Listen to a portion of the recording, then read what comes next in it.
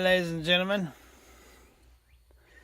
Sorry, I thought I was recording and I didn't record. So I started off here in Cerulean and I went down to Chattanooga and I was there before daylight and didn't leave until midnight because it took them all day to load. And then I took and delivered that over in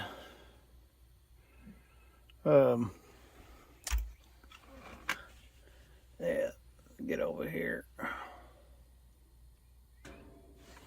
Okay.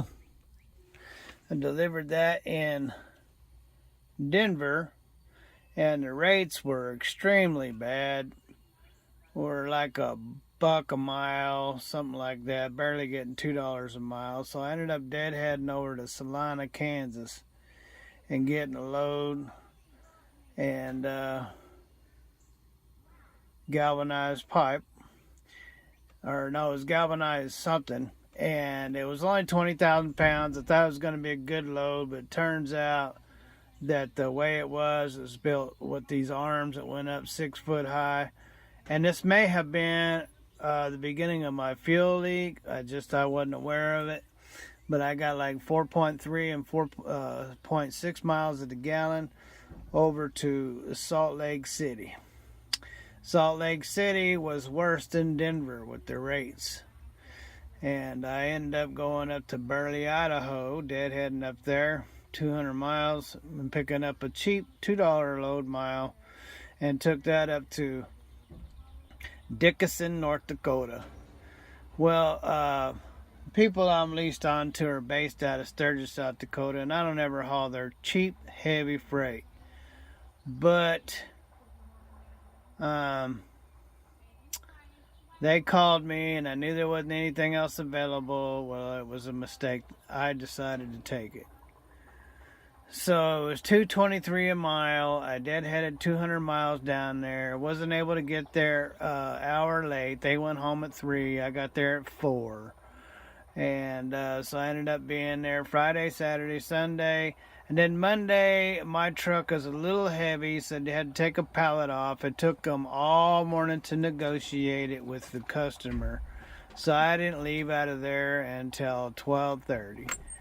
And then after that, I ran as fast as I could to get this, because then it went down to less than $2 a mile.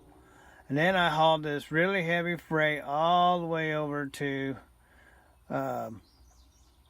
Ohio, and getting 4.3 and 4.6 miles a gallon. Again, I was losing fuel all over the interstate. Really wasn't aware of it. And then in the first stop, there was 2 stops. The first stop, I noticed it.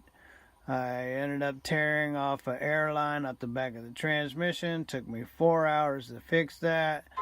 And then I missed my delivery and ended up spending the night there. And the next morning I made my delivery over in Ashland, Ohio. And finally got the cheap, expensive load off the truck. And then I sit there, and then I've never been able to find decent rates out of Ohio. Usually I have to go to Pittsburgh to get them, but I still didn't even find nothing. And I wasn't aware that this was Mother's Day's weekend, and so they were done on Thursday. Come Friday, it was like a weekend. There was nothing going on the board.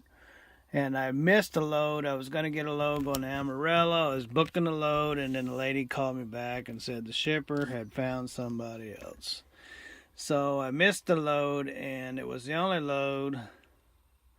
Well, I actually called on a couple loads, but that was the only one that I almost had booked. And I didn't get it, so I ended up deadheading home, back down. So this was all deadheaded miles, 479 miles, close to 500 miles, back to the house.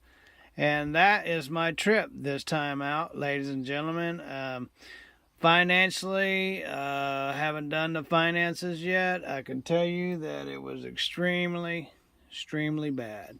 The worst ever trying to make money this time out. And it was horrible.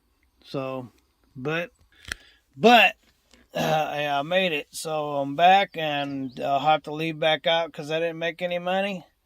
And so I'll have to get started back Monday morning.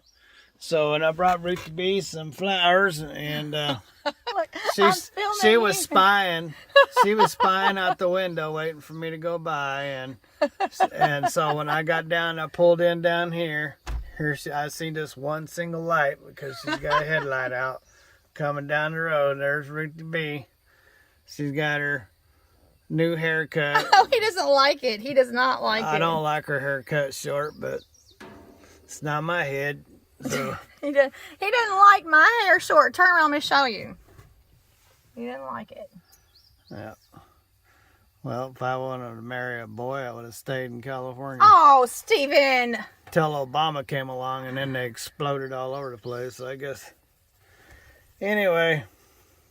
Well, I mean, it's not exactly boyish. Well, from the neck up it is. From the neck down. Ooh. So, anyway, so I'm back home, ladies and gentlemen. I'm going to get this trailer unloaded. It's only temporary. I'll be leaving out Monday, hopefully. And thanks for watching the channel. God bless, and later.